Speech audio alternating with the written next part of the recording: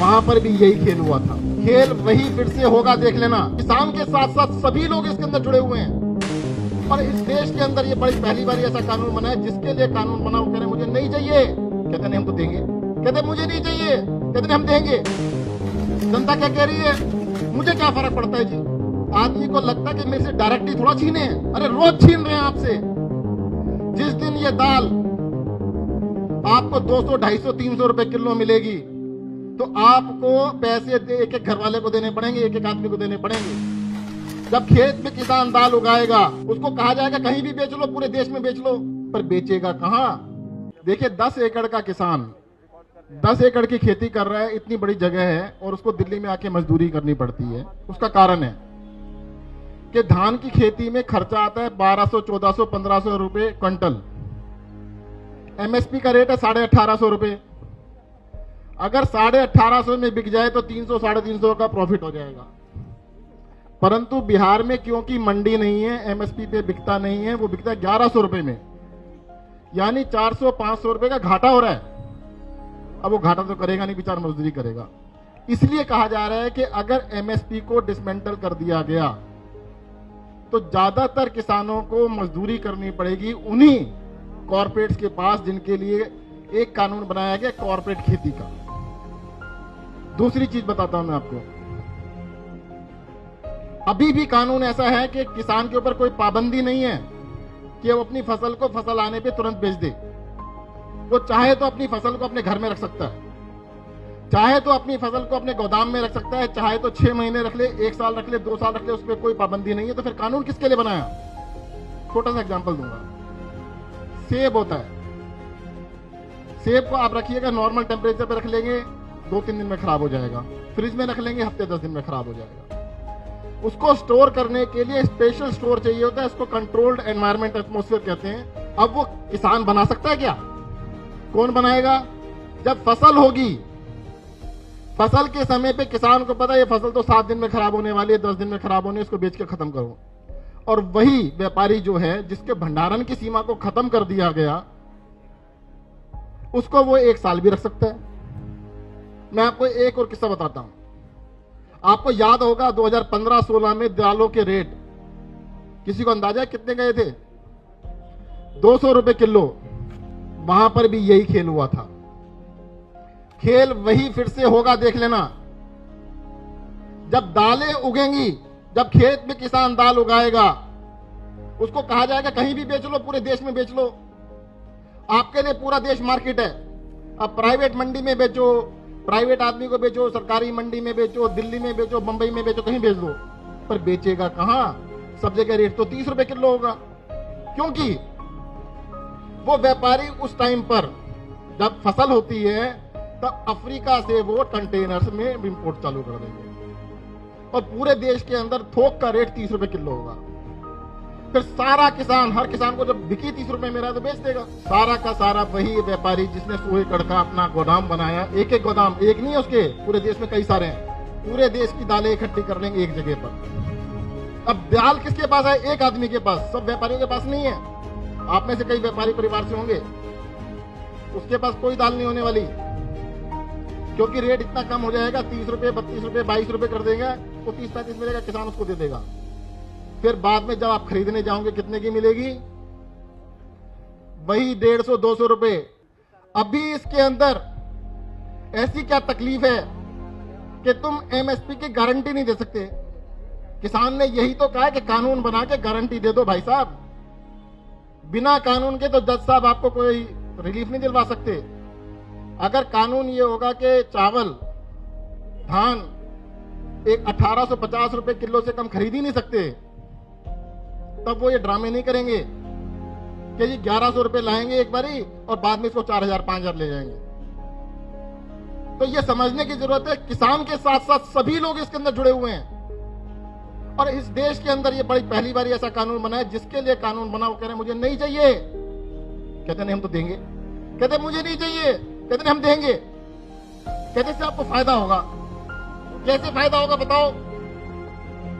अभी हमारे एनडी गुप्ता जी ने बताया कि पेट्रोल के अंदर एक्साइज ड्यूटी लगा के केंद्र सरकार ने 15 लाख करोड़ रुपए इकट्ठे किए। पिछले 3-4 साल में 15 लाख करोड़। तो वो पैसा गया कहां? आपको मिला? आपके हिस्से में आया? कुछ सस्ता हुआ? 15 लाख करोड़ के सारे पैसे कुछ कॉरपोरेट्स के लिए माफ कर दिए गए, उनके हजारों करोड़ के, लाखों करोड़ के लोन माफ कर दिए। आपको दूसरा तरीका बताता हूं कैसे। इस हॉल के अंदर 1000 लोग बैठे हैं, सबके पास 1-1000 रुपए हैं। कितने पैसे हुए? 10 लाख रुपए। सबसे कोई जमा कराओ पहले गेट के ऊपर। अंदर आए तो सबके पास क्या था? 0। और वो 10 लाख रुपए 10 लोगों को 1-1 लाख दे दिए। वही हो रहा है। पेट्रोल के ऊपर एक्साइज लगा लगा के 15 लाख करोड़ रुपए इकट्ठे किए और वो कुछ 10, 15, 20 लोगों को माफ कर दिए। सारा का सारा पैसा उनको दे दिया। जनता को पता ही नहीं। जनता क्या कह रही है? मुझे क्या फर्क पड़ता है जी, मुझे क्या फर्क पड़ता है जी। आदमी को लगता है कि मेरे से डायरेक्टली थोड़ा छीने हैं। अरे रोज छीन रहे हैं आपसे। जिस दिन ये दाल आपको 200, 250, 300 रुपए किलो मिलेगी तो आपको पैसे एक एक घर वाले को देने पड़ेंगे, एक एक आदमी को देने पड़ेंगे। जो चावल किसान अपना चावल 1100 रुपए में बेच के आएगा, आपको 5000 रुपए में जब देना पड़ेगा तो आपकी जेब में से पैसे निकाल के 2-4 लोगों की जेब में पैसा सारा चला जाएगा। ये बात किसान को समझ में आ गई है।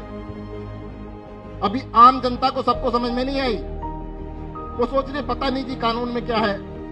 परंतु अभी संजय सिंह जी ने तीनों कानून को अच्छी तरह बता दिया है। हुआ क्या?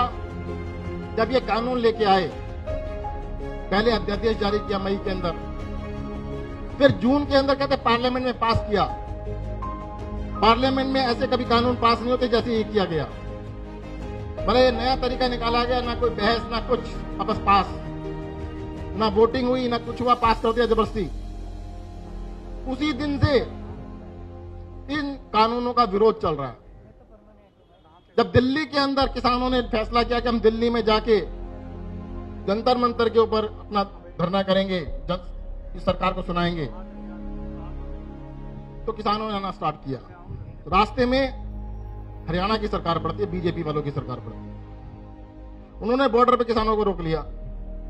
लाठीचार्ज, आंसू गैस के गोले, वाटर कैनन, सब कुछ चलाए। अब इनका प्लान था कि भाई हरियाणा के आगे नहीं बढ़ने देंगे, कुछ भी हो जाए। फिर उन्होंने एक नया तरीका निकाला, बड़ा आइडिया निकाला। कहते भाई दिल्ली में बड़े बड़े स्टेडियम है ना, कितने बड़े बड़े स्टेडियम है। एक एक स्टेडियम में 10-10 हजार, 20-20 हजार, 25-25 हजार लोग आ सकते हैं। आप में से कई लोग भवाना स्टेडियम में बंद हुए थे, याद होगा, हुए थे ना। बस बाहर से गेट बंद करना पड़ता, कुछ नहीं करना पड़ता। कहते हैं इनको आने दो सबको, फिर सबको आने दो, सबको 9 अलग अलग स्टेडियमों में बंद कर देंगे और फिर पड़े रहे। जब ये फाइल अरविंद केजरीवाल जी के पास आई कि दिल्ली के अंदर 9 स्टेडियम को जेल बनाना है, वो समझ गए कि खेल तो बड़ा शातिर है। परंतु वहां से तब तक किसानों को निकाल चुके थे। वो उनको नहीं पता था क्या होने वाला है। किसान दिल्ली बॉर्डर की तरफ चल चुके थे। इधर अरविंद केजरीवाल जी के ऊपर प्रेशर आना चालू हो गया कि भैया जेल बना दो। उनको तो लगता है फॉर्मेलिटी है, साइन हो जाएगा और जेल बन जाएगी। अरविंद केजरीवाल जी अड़ गए, उन्होंने जेल नहीं बनने दी। और ये जेल नहीं बनी इसलिए ये आंदोलन चल रहा है। और केंद्र सरकार को इस टाइम समझ में नहीं आ रहा कि इसको कैसे करा जाए। उनके प्लान को फेल कर दिया। और अरविंद केजरीवाल जी जिस दिन वहां पर बॉर्डर पर किसानों से मिलने गए, अगले दिन भारत बंद था, तो केंद्र सरकार ने अरविंद केजरीवाल को घर में नजरबंद कर लिया। क्यों? क्योंकि अरविंद केजरीवाल ने उनको जेल नहीं बनाने दी। कहते जेल को हम तुम्हारे घर को जेल बना देंगे। तो मैं चाहूंगा कि आप सब लोग, आप सबने उपवास रखा पूरे दिन और पूरी तरह सपोर्ट किया। मैं तो अपने फेसबुक के ऊपर, व्हाट्सएप के ऊपर सब जगह बताइएगा, सारी चीजें डिटेल में बताइएगा, लोगों को समझाइएगा कि इस आंदोलन का सपोर्ट करें और भगवान सद्बुद्धि दे के इन सरकार को और इन काले कानूनों को वापस करें। धन्यवाद। जय हिंद, जय भारत।